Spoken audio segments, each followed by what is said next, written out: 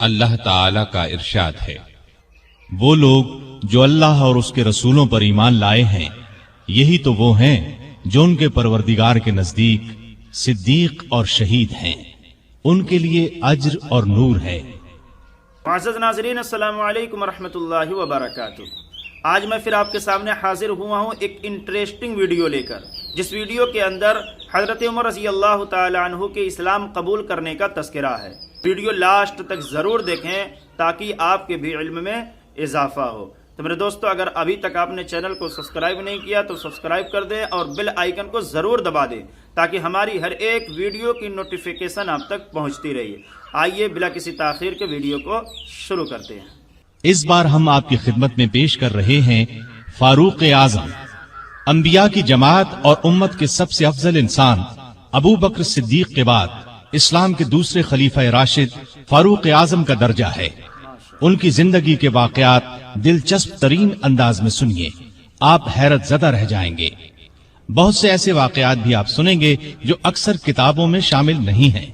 تو آئیے سنتے ہیں فاروق اعظم، پیشکش محمد طارق شاہ۔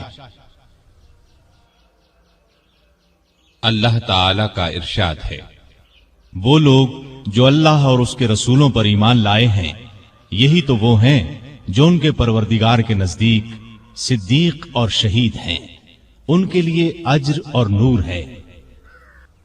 رسول اللہ صلی اللہ علیہ وسلم کا ارشاد ہے، اللہ تعالی نے عمر کے دل اور زبان پر حق جاری کر دیا ہے۔ وہ فاروق ہے جس کے ذریعے اللہ تعالی نے حق اور باطل کے درمیان فرق کیا۔ جماعت اصحاب روشن ستارے ہیں، آسمان پر موجود ستاروں کی روشنی کم و بیش ہے۔ یہی مثال صحابہ کرام رضی اللہ عنہم کی ہے، لیکن ہیں سبھی روشن۔ ان میں سب سے نمایاں، سب سے روشن اور سب سے تابناک بہرحال پہلے چار صحابہ رضی اللہ عنہم ہی ہیں۔ یہی پہلے چار اصحاب خلفائے راشدین ہیں۔ عشرہ مبشرہ میں بھی سب سے پہلے انہی کا نام ہے۔ آج ہم آپ کو انوکھی خصوصیات والے انسان کی کہانی سناتے ہیں۔ اللہ کے رسول صلی اللہ علیہ وسلم نے اپنے 10 صحابہ کا نام لے کر فرمایا تھا، میرے یہ 10 صحابہ جنتی ہیں۔ گویا انہیں دنیا ہی میں جنتی ہونے کی بشارت عطا ہوئی۔ ان میں سے ایک سیدنا عمر فاروق رضی اللہ عنہ ہیں۔ انبیاء کی جماعت کے بعد اور مسلمانوں کے پہلے خلیفہ راشد یار غار سیدنا ابو بکر کے بعد اس دنیا میں سب سے زیادہ فضیلت دوسرے خلیفہ راشد سیدنا عمر فاروق ہی کو حاصل ہے۔ نبی صلی اللہ علیہ وسلم نے ان کے بارے میں اس طرح دعا فرمائی تھی، اے اللہ، اسلام کو عمر کے ذریعے سے قوت اور عزت دے۔ ان کے زمانے میں اسلامی حکومت 22 لاکھ مربع میل رقبے تک پھیل گئی۔ بعض موقعوں پر ان کی تائید میں آیات نازل ہوئیں۔ ان کی خلافت کا زمانہ بہترین اسلامی حکومت کا زمانہ تھا۔ اتنے بڑے حکمران ہوتے ہوئے دوپہر کے وقت شہر سے باہر گرم زمین پر کوئی پتھر وغیرہ سر کے نیچے رکھ کر قیلولہ کر لیتے تھے۔ ان کے واقعات اس قدر حیرت انگیز ہیں کہ سننے والے دنگ رہ جاتے ہیں۔ بڑے بڑے طاقتور حکمران ان کے نام سے کانپتے تھے، جبکہ خود ان کا یہ حال تھا کہ جسم پر کھردرا لباس ہوتا تھا۔ آپ یقیناً ان کی زندگی کے انوکھے اوراق پڑھنا پسند کریں گے، لیکن آج آپ پڑھنے کی بجائے سن کر دیکھیں، آپ کو ایک عجیب سا فرحت بخش احساس ہوگا۔ سیدنا عمر فاروق رضی اللہ عنہ ہجری سال شروع ہونے سے 40 سال پہلے 583 عیسوی یا 584 عیسوی میں مکے میں پیدا ہوئے۔ نبی کریم صلی اللہ علیہ وسلم ان سے 13 سال پہلے دنیا میں تشریف لا چکے تھے۔ والدین نے نام عمر رکھا، کنیت ابو حفص تھی، لقب فاروق تھا، یعنی حق اور باطل میں فرق کرنے والا۔ یہ لقب انہیں نبی کریم صلی اللہ علیہ وسلم نے عطا فرمایا۔ حضرت عمر کا سلسلہ نسب 8ویں پشت میں نبی کریم سے جا ملتا ہے۔ آپ نے دنیا میں آنکھ کھولی تو مکے میں قریش کی سرداری تھی۔ یہ قبیلہ اسماعیل علیہ السلام کی اولاد سے تھا۔ قریش کے آگے چل کر 10 کے قریب قبیلے بن گئے۔ ان میں نبی کریم بنو ہاشم سے تھے، ابو بکر بنو تیم سے اور عمر فاروق بنو عدی سے۔ 10 کے 10 قبیلوں کے سپرد الگ الگ کام تھے۔ مثلاً کوئی خانہ کعبہ کی دیکھ بھال کرتا تھا تو کوئی حاجیوں کو پانی پلاتا تھا، کوئی جھگڑوں کے فیصلے کرتا تھا۔ بنو عدی کے ذمے 2 کام تھے۔ قریش کو کوئی ایلچی بھیجنا ہوتا تو یہ بھیجتے تھے۔ دوسرا کام یہ تھا کہ 2 گروہوں میں جھگڑا ہو جاتا تو بنو عدی کا سردار فیصلہ کرتا تھا۔ بنو عدی کے گھر صفا اور مروہ پہاڑیوں کے درمیان میں تھے۔ عمر یہیں پیدا ہوئے اور پرورش پائی۔ ان کے والد خطاب بنو عدی کے سردار تھے۔ جس زمانے میں نبی کریم صلی اللہ علیہ وسلم نے نبوت کا اعلان کیا، خطاب فوت ہو چکے تھے۔ سیدنا عمر کے بچپن کے حالات کسی کتاب میں نہیں ملتے۔ اتنا ذکر ملتا ہے کہ بڑے ہوئے تو باپ نے اونٹ چرانے پر لگا دیا۔ اونٹ چراتے ہوئے کبھی تھک کر بیٹھ جاتے تو باپ مارا کرتا تھا۔ جوانی کی عمر کو پہنچنے تک لکھنا پڑھنا سیکھ لیا تھا۔ نبی کریم صلی اللہ علیہ وسلم نے جب اعلان نبوت کیا تو قریش میں کل 17 آدمی لکھنا پڑھنا جانتے تھے۔ ان میں عمر فاروق بھی تھے۔ اس کے علاوہ انہوں نے سپاہگری، تیغ زنی اور گھڑ سواری میں کمال حاصل کیا۔ گھڑ سواری کا حال یہ تھا کہ اچھل کر گھوڑے پر بیٹھ جاتے۔ کشتی کا فن بھی سیکھا۔ اونچے قد کے طاقتور آدمی تھے، چوٹی کے کئی پہلوانوں سے مقابلے جیتے۔ شاعر نہیں تھے، اشعار پسند کرتے تھے۔ تقریر کرنے کا ڈھنگ بھی آتا تھا۔ مزاج میں غصہ اور سختی تھی۔ جوان ہونے پر تجارت کا پیشہ اختیار کیا۔ نبی کریم نے نبوت کا اعلان کیا تو ان کی عمر 27 سال تھی۔ اس وقت قریش میں بہت اونچی حیثیت کے مالک تھے۔ مکے کے معزز لوگوں میں شمار ہوتا تھا۔ ان کے بھائی زید بن خطاب، بہن فاطمہ بنت خطاب اور بہنوئی سعید بن زید نے جلد ہی اسلام قبول کر لیا۔ لیکن عمر اپنے باپ دادا کے مذہب پر سختی سے قائم رہے، ڈٹ کر اسلام کی مخالفت کی۔ مسلمان ہو جانے والوں کو مارتے پیٹتے تھے۔ مارتے پیٹتے 6 سال گزر گئے، لیکن عمر کسی ایک انسان کو بھی اسلام سے نہ پھیر سکے۔ اس دوران میں کچھ واقعات ایسے پیش آئے جن کی وجہ سے وہ سخت الجھن میں پڑ گئے۔ کبھی اسلام کی طرف مائل ہوتے، کبھی مسلمانوں کے خلاف نفرت محسوس کرتے۔ اس کی وجہ یہ تھی کہ رسول کریم صلی اللہ علیہ وسلم کے متعلق قریش کے کافروں نے مشہور کر رکھا تھا کہ وہ جادوگر ہیں۔ اس زمانے میں ایک روز انہوں نے رسول پاک صلی اللہ علیہ وسلم کو حرم شریف کے اندر نماز پڑھتے دیکھا تو وہ آپ کے پیچھے کھڑے ہو گئے۔ اس وقت آپ صلی اللہ علیہ وسلم قرآن پاک کی سورۃ الحاقہ کی بلند آواز میں تلاوت کر رہے تھے۔ اللہ کے کلام نے ان پر بہت اثر کیا۔ انہیں یقین ہو گیا کہ آپ نہ تو جادوگر ہیں اور نہ شاعر ہیں۔ دل میں اسلام کے لیے نرم گوشہ پیدا ہو گیا، لیکن باپ دادا کا مذہب چھوڑنے پر اب بھی تیار نہ ہوئے۔ قاسم بن عثمان کی روایت میں آیا ہے کہ ایک دن طبیعت نے جوش مارا، ارادہ کیا کہ جس ہستی کی وجہ سے وہ الجھن میں ہیں کیوں نہ انہیں ختم کر دیں۔ چنانچہ ننگی تلوار ہاتھ میں لے کر نکلے۔ راستے میں ایک مسلمان نعیم بن عبداللہ مل گئے۔ انہوں نے پوچھا، خیر تو ہے؟ ننگی تلوار لیے کہاں جا رہے ہیں؟ بولے، محمد کو قتل کرنے جا رہا ہوں۔ نعیم نے کہا کہ پہلے اپنے گھر کی خبر تو لیں، آپ کی بہن اور بہنوئی مسلمان ہو چکے ہیں۔ سیدنا عمر الٹے پاؤں بہنوئی کے گھر پہنچے۔ اس وقت ان کے بہنوئی سعید بن زید اور فاطمہ بنت خطاب کے گھر میں رسول اللہ صلی اللہ علیہ وسلم کے ایک صحابی خباب بن ارت بھی موجود تھے۔ خباب بن ارت انہیں قرآن سکھا رہے تھے۔ عمر نے دروازے پر دستک دی تو خباب گھر کے ایک حصے میں چھپ گئے۔ فاطمہ نے قرآن کے اوراق چھپا دیے، لیکن عمر تلاوت کی آواز سن چکے تھے۔ اندر پہنچ کر پوچھا، کیا پڑھ رہے تھے؟ مجھے معلوم ہوا ہے کہ تم مسلمان ہو چکے ہو، اپنے باپ دادا کے مذہب سے پھر گئے ہو۔ یہ کہہ کر انہوں نے دونوں کو مارنا پیٹنا شروع کر دیا۔ بہن کے سر پر ایک لکڑی ماری، ان کے سر سے خون بہ نکلا۔ اس وقت دونوں میاں بیوی کے منہ سے نکلا، ہاں اے عمر، ہم مسلمان ہو چکے ہیں، اللہ کے رسول پر ایمان لے آئے ہیں، تم سے جو ہو سکے کر لو، اسلام تو اب ہمارے دلوں سے نہیں نکل سکتا۔ عمر نے بہن کا خون دیکھا اور یہ الفاظ سنے تو غصہ ٹھنڈا ہو گیا۔ بولے، اچھا جو تم پڑھ رہے تھے مجھے دکھاؤ۔ بہن نے اوراق انہیں دے دیے، ان پر سورہ طٰہٰ لکھی تھی۔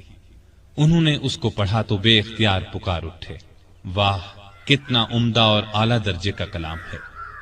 یہ سن کر خباب بن ارد بھی باہر نکل آئے اور بولے، اے عمر، مجھے امید ہے اللہ تعالیٰ نے اپنے نبی کی دعا کو پوری کرنے کے لیے آپ کو چن لیا ہے۔ میں نے کل ہی نبی صلی اللہ علیہ وسلم کو یہ دعا کرتے سنا ہے، الہی ابو جہل یا عمر بن خطاب کے ذریعے سے اسلام کو قوت عطا کر۔ پس اے عمر، اللہ کی طرف آؤ، اللہ کی طرف آؤ۔ یہ سن کر سیدنا عمر فاروق نے کہا، مجھے محمد کے پاس لے چلو۔ نبی صلی اللہ علیہ وسلم اس وقت دار ارقم میں تھے۔ عمر رضی اللہ عنہ خباب بن ارد کے ساتھ کمر سے تلوار لٹکائے وہاں پہنچے۔ دروازے پر دستک دی۔ ایک صحابی نے اندر سے ایک جھری میں سے جھانک کر آپ صلی اللہ علیہ وسلم کو بتایا، باہر عمر تلوار کمر سے لٹکائے کھڑے ہیں، نہ جانے کس ارادے سے آئے ہیں۔ آپ کے چچا سیدنا حمزہ رضی اللہ عنہ بھی اس وقت وہاں موجود تھے۔ یہ بہت بہادر تھے، فوراً بولے، انہیں اندر آنے دو، نیک ارادے سے آئے تو ٹھیک، ورنہ انہی کی تلوار سے ان کا سر اڑا دوں گا۔ رسول اللہ صلی اللہ علیہ وسلم نے بھی فرمایا، انہیں آنے دو۔ چنانچہ دروازہ کھول دیا گیا۔ عمر اندر داخل ہوئے۔ آپ صلی اللہ علیہ وسلم اٹھ کر ان کی طرف بڑھے، ان کی چادر کو مٹھی میں دبا کر زور سے کھینچتے ہوئے فرمایا، خطاب کے بیٹے، تم کس ارادے سے آئے ہو؟ سیدنا عمر رضی اللہ عنہ نے عرض کیا، اے اللہ کے رسول، میں اللہ اور اس کے رسول پر ایمان لانے کے لیے حاضر ہوا ہوں۔ اس پر آپ صلی اللہ علیہ وسلم نے زور سے اللہ اکبر فرمایا۔ باقی مسلمانوں نے بھی اللہ اکبر کا نعرہ لگایا۔ اب عمر رضی اللہ عنہ نے کلمہ پڑھا، پھر بولے، اے اللہ کے رسول، کیا ہم حق پر نہیں ہیں؟ آپ نے فرمایا، اس ذات کی قسم جس کے قبضے میں میری جان ہے، تم لوگ حق پر ہو۔ یہ سن کر سیدنا عمر فاروق نے عرض کیا، جب ہم حق پر ہیں اور کافر غلط راستے پر، تو پھر اپنا دین کیوں چھپائیں؟ آپ نے فرمایا، اے عمر، ابھی ہماری تعداد تھوڑی ہے اور تم دیکھ رہے ہو کہ ہم کن حالات سے گزر رہے ہیں۔ سیدنا عمر نے یہ سن کر فرمایا، اس ذات کی قسم جس نے آپ کو نبی بنا کر بھیجا ہے، میں اسلام لانے سے پہلے جن لوگوں میں اٹھتا بیٹھتا تھا، اب مسلمان ہو کر ان کے سامنے جاؤں گا۔ اس پر تمام مسلمان دار ارقم سے 2 صفیں بنا کر نکلے اور کعبے کی طرف روانہ ہوئے۔ ایک صف میں عمر تھے، دوسری میں حمزہ۔ سب نے مسجد حرام میں نماز ادا کی۔ قریش نے یہ دیکھا تو طیش میں آ گئے۔ اس وقت تو کچھ نہ کہا، جب عمر تنہا نظر آئے تو ان پر حملہ کر دیا۔ انہوں نے بھی ڈٹ کر مقابلہ کیا۔ آخر کافر انہیں چھوڑ کر چلے گئے۔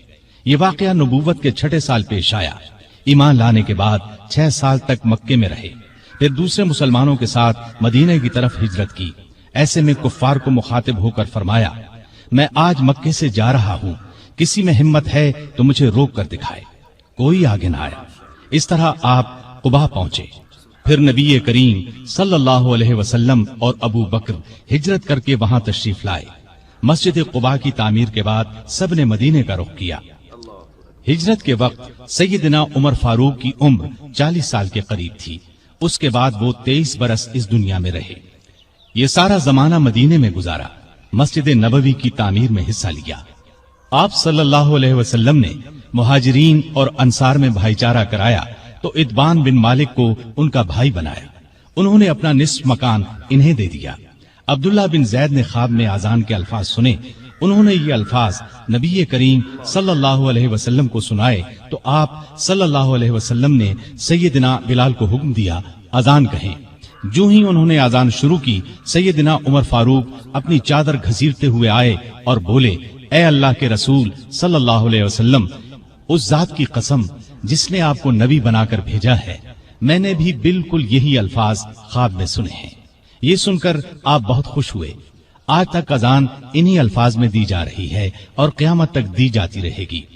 ہجرت کے دوسرے سال بدر کی لڑائی پیش آئی۔ سیدنا عمر فاروق بھی اس غزوے میں شریک ہوئے۔ اس غزوے میں انہوں نے ایک نامی بہادر عاص بن ہشام کو قتل کیا۔ یہ رشتے میں ان کا ماموں تھا۔ اگلے سال احد کی لڑائی ہوئی۔ سیدنا عمر اس لڑائی میں بھی شریک ہوئے۔ بدر کی لڑائی میں عمر فاروق کی بیٹی سیدہ حفصہ بیوہ ہو گئی تھی۔ نبی کریم صلی اللہ علیہ وسلم کی خواہش پر سیدنا عمر نے ان کا نکاح آپ سے کر دیا۔ اس طرح وہ رسول کریم صلی اللہ علیہ وسلم کے سسر بنے۔ ان کی بیٹی کو مومنوں کی ماں کا درجہ حاصل ہوا۔ ہجرت کے 5ویں سال شوال میں خندق کی لڑائی پیش آئی۔ سیدنا عمر نے بھی خندق کھو دی۔ خندق کے ایک حصے کی حفاظت سیدنا عمر کے سپرد کی گئی۔ بعد میں اس جگہ ان کے نام سے مسجد تعمیر کی گئی جو آج بھی موجود ہے۔ ہجرت کے 6 سال نبی کریم صلی اللہ علیہ وسلم نے کعبے کی زیارت کا ارادہ فرمایا۔ آپ 1400 صحابہ کے ساتھ روانہ ہوئے، ان میں سیدنا عمر بھی تھے۔ حدیبیہ کے مقام پر کافروں سے جو معاہدہ ہوا تو کچھ دوسرے صحابہ کے ساتھ وہ سیدنا عمر پر بھی گراں گزرا۔ وہ رسول اللہ صلی اللہ علیہ وسلم کی خدمت میں حاضر ہوئے اور عرض کی، کیا آپ اللہ کے سچے نبی نہیں ہیں؟ آپ نے فرمایا، یقیناً میں اللہ کا سچا نبی ہوں۔ کہا، کیا ہم حق پر اور ہمارا دشمن باطل پر نہیں ہے؟ آپ نے فرمایا، ہم حق پر اور ہمارا دشمن باطل پر ہے۔ کہا، اے اللہ کے رسول، جب ہم حق پر اور ہمارا دشمن باطل پر ہے تو پھر دب کر کیوں صلح کریں؟ آپ نے فرمایا، میں اللہ کا رسول ہوں، اللہ کے حکم کے خلاف نہیں کرتا، وہی میرا مددگار ہے۔ سیدنا عمر پھر ابو بکر صدیق کے پاس گئے اور ان سے بھی یہی کہا تو انہوں نے فرمایا، اے جوان، بلا شبہ نبی کریم صلی اللہ علیہ وسلم اللہ کے رسول ہیں۔ وہ اپنے رب کی نافرمانی نہیں کر سکتے اور وہی ان کا ناصر و مددگار ہے۔ بس ان کی رکاب کو تھامے رہو، یعنی ہر معاملے میں ان کی فرما برداری کرو۔ نبی کریم صلی اللہ علیہ وسلم نے فرمایا، میں اللہ کا رسول ہوں، اللہ کے حکم کے خلاف نہیں کرتا، وہی میرا مددگار ہے۔ تب جا کر سیدنا عمر کو اطمینان ہوا۔ نبی کریم صلی اللہ علیہ وسلم واپس روانہ ہوئے تو سورہ فتح نازل ہوئی۔ آپ نے سیدنا عمر کو بلا کر اللہ تعالیٰ کا یہ ارشاد سنایا کہ ہم نے آپ کو کھلی فتح عطا کی۔ ساتھ ہی آپ نے فرمایا، مجھ پر آج ایسی صورت نازل ہوئی ہے جو مجھے اس دنیا سے زیادہ پیاری ہے۔ سیدنا عمر رضی اللہ عنہ نے حدیبیہ کی صلح کے موقع پر جو گفتگو کی تھی وہ خلوص نیت پر مبنی تھی۔ پھر بھی انہیں تمام زندگی اس بات کا افسوس رہا کہ کیوں انہوں نے اس طرح کے سوال جواب کیے۔ اس کے بدلے میں انہوں نے بہت سے روزے رکھے، کئی غلام آزاد کیے اور بہت سی نفل نمازیں پڑھی۔ ہجرت کے 7ویں سال خیبر کی لڑائی ہوئی، اس میں بھی سیدنا عمر رضی اللہ عنہ شریک تھے۔ ذی-قعدہ 7 ہجری میں نبی صلی اللہ علیہ وسلم عمرے کے لیے تشریف لے گئے۔ 2000 مسلمان آپ کے ساتھ تھے۔ سیدنا عمر بھی ان میں شامل تھے۔ ذات سلاسل کی جنگ میں بھی شریک ہوئے۔ سلاسل جگہ کا نام ہے، یا اس مقام پر قبیلہ جزام کا ایک چشمہ تھا جس کا نام سلسل تھا۔ مسلمان لشکر اسی چشمے پر اترا تھا، اسی لیے اس غزوے کو ذات السلاسل کہا جاتا ہے۔ 8 ہجری 10 رمضان کو رسول اللہ صلی اللہ علیہ وسلم 10,000 ہتھیار بند صحابہ کے ساتھ مدینے سے مکے کی طرف روانہ ہوئے۔ ان میں سیدنا عمر بھی شامل تھے۔ مکے سے کچھ فاصلے پر آپ صلی اللہ علیہ وسلم نے پڑاؤ ڈالا۔ اس میدان کا نام اب وادی فاطمہ ہے۔ قریش کے سردار ابو سفیان نے 2 آدمیوں کو حالات معلوم کرنے کے لیے بھیجا۔ پھر ابو سفیان خود نبی کریم صلی اللہ علیہ وسلم کی خدمت میں حاضر ہوئے۔ ایسے میں سیدنا عمر رضی اللہ عنہ نے عرض کیا، اے اللہ کے رسول، مجھے اجازت دیں میں ابو سفیان کا سر اڑا دوں۔ لیکن آپ نے ایسا کرنے کی اجازت نہ دی۔ اس موقع پر ابو سفیان نے اسلام قبول کیا۔ ان کے بعد مکے کے باقی ماندہ لوگ بھی مسلمان ہو گئے۔ فتح مکہ کے بعد غزوہ حنین پیش آیا۔ اس غزوے کی ابتدا میں مسلمانوں کے پاؤں اکھڑ گئے۔ صرف رسول اللہ صلی اللہ علیہ وسلم چند صحابہ کے ساتھ میدان میں کھڑے رہے۔ ان میں سیدنا عمر بھی تھے۔ پھر سیدنا عباس رضی اللہ عنہ کی آواز پر مسلمان پلٹے اور کفار کو شکست دی۔ تبوک کی لڑائی کے لیے سیدنا عمر نے اپنے مال کا نصف حصہ نبی صلی اللہ علیہ وسلم کی خدمت میں پیش کیا۔ حجۃ الوداع کے موقع پر بھی سیدنا عمر ساتھ تھے۔ اس حج کے بعد ہی آپ صلی اللہ علیہ وسلم اس دنیا سے رخصت ہوئے۔ سفر 11 ہجری میں آپ صلی اللہ علیہ وسلم نے اسامہ بن زید کو اسلامی لشکر کا سپہ سالار مقرر کیا اور حکم دیا کہ جا کر رومیوں سے موتا کی لڑائی کا بدلہ لیں۔ موتا کی لڑائی ہجرت کے 8ویں سال میں ہوئی تھی۔ اس میں اسامہ کے والد زید اور بہت سے صحابہ رضی اللہ عنہم شہید ہو گئے تھے۔ چنانچہ آپ نے یہ لشکر روانہ فرمایا۔ اس میں بڑے بڑے صحابہ کے ساتھ سیدنا عمر بھی شریک تھے۔ آپ صلی اللہ علیہ وسلم نے رحلت فرمائی تو سیدنا عمر رضی اللہ عنہ کو آپ کی وفات کا یقین ہی نہیں آتا تھا۔ وہ یہ اعلان کر رہے تھے، جو شخص یہ کہے گا کہ رسول اللہ صلی اللہ علیہ وسلم نے وفات پائی ہے، میں اس کی گردن اڑا دوں گا۔ پھر ابو بکر رضی اللہ عنہ کے سمجھانے پر یقین آیا کہ نبی صلی اللہ علیہ وسلم رحلت فرما چکے ہیں۔ آپ صلی اللہ علیہ وسلم کی وفات کے بعد خلافت کے مسئلے پر مسلمانوں میں اختلاف پیدا ہوا تو اس موقع پر سیدنا عمر نے ابو بکر رضی اللہ عنہ کا نام خلافت کے لیے سب کے سامنے رکھا۔ سبھی نے اس سے اتفاق کیا۔ ابو بکر کے بارے میں سیدنا عمر کے یہ الفاظ ہیں: ابو بکر رسول اللہ صلی اللہ علیہ وسلم کے صحابی ہیں، غار کے ساتھی ہیں، یہ تمام مسلمانوں سے زیادہ تمہارے معاملات کے والی ہونے کے حقدار ہیں۔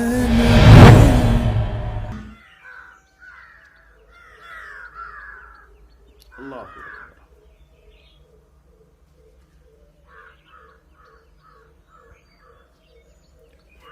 ماشاء اللہ، سبحانہ وتعالی۔